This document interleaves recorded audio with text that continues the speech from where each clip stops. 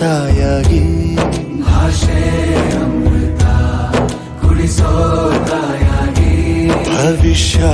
ಬರೆವಂತ ತಂದೇನೋ ಆಗಿ ಬರೆವಂತ ತಂದೇನೂ ಆಗಿ ಚಂದದ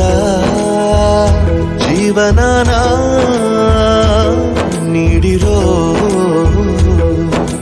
ಗುರುಗಳು ನಮ್ಮ ಗುರುಗಳು